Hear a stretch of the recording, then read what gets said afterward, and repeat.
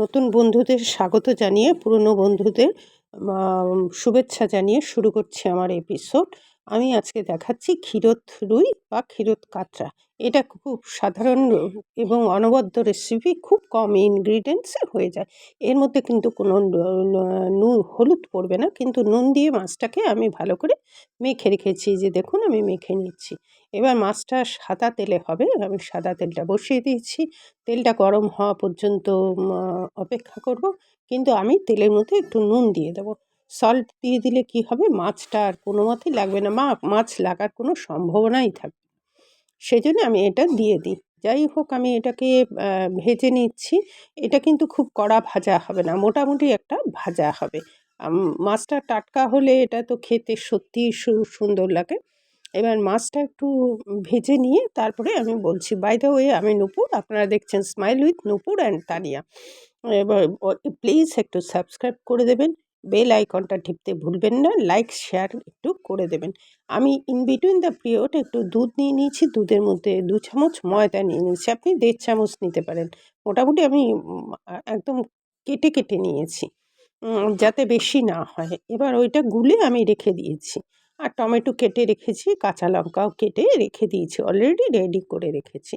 এবার দেখুন এটা কিভাবে করি। মানে জিনিসটা অত্যন্ত সুস্বাদু হয়, কিন্তু উপকরণটা একেবারেই না এর বরাবর। মানে মারাত্মক কিছু উপকরণ দেওয়ার কোনো প্রয়োজনই নেই। রুই মাছ, আর রুই মাছ তো সকলে ঘরে আসেই।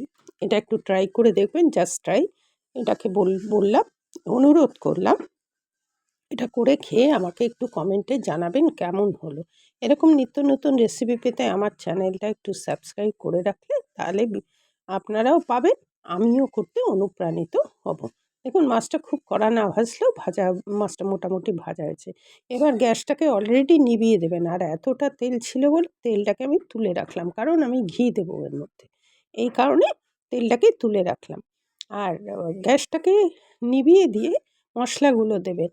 এবার পরপর বলছি, ক্র্যাশ করা, মানে একদম ডাস্ট দেবেন না, ক্র্যাশ করা গোলমরিচ, ধনে গুঁড়ো, আর ক্র্যাশ করা আমি গরম মশলা গুঁড়ো দিয়েছি, যেটা আমাদের সবসময় রেগুলার গরম মশলা, সেটা দিয়েছি।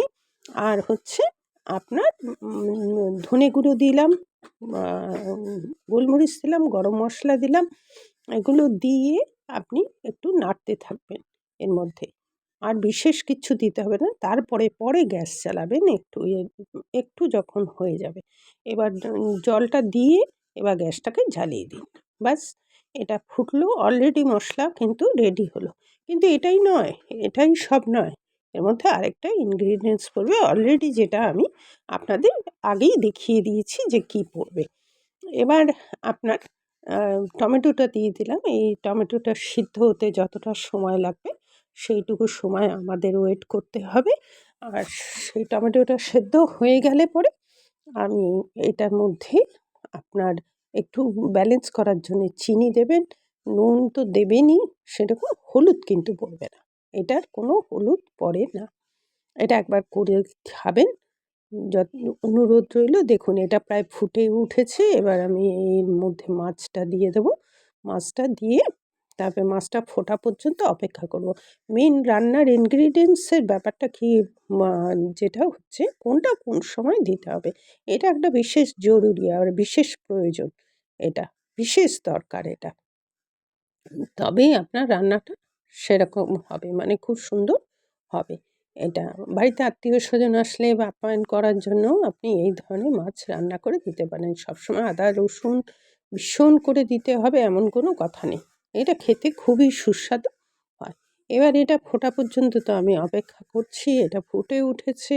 এটা ফুটে উঠে যখন প্রায় শেষের দিকে হয়ে যাবে, তখন আমার যে জিনিসটা দুধ দিয়ে আমি গুলে রেখেছিলাম ময়দাটা, এটা আমি দিয়ে দেবো। দেখুন আমি দিয়ে দিচ্ছি। এবার এটা একটু থকথকে হবে, মানে মারাত্মক ঝোল হবে না, একটু ঘন ঘন হবে। আর আর এর মধ্যে বিশেষ কিছু লাগবে না। চিনি নুনটা আপনি আপনার অ্যাকর্ডিং টু টেস্ট দেবেন। যদি কোনো সুগারের রুগী থাকে তাহলে হয়তো চিনি খাবেন না, দেবেন না, হয়ে গেল। উম আ এটা এটা ফুটে উঠলে আমার রেডি হয়ে যাবে। উম জিনিস এটা দেখুন কত সুন্দর লাগছে। এবার যাই হোক, এবার হয়ে গেছে, এবার নামাবার পালা এবং আপনাদের পরিবেশন করে দেখাচ্ছি। পরিবেশন করে দেখালাম। দেখুন খুব সুন্দর লাগছে। ভাতের সাথে, গরম গরম ভাতের সাথে খাবেন। পোলাওয়ের সাথে খেতে পারেন। এটা খুব ভালো লাগবে। আজ তাহলে আসছি, পরবর্তীতে দেখা হবে যেকোনো একটা রেসিপি, যেকোনো একটা এপিসোডে যেকোনো রেসিপি নিয়ে।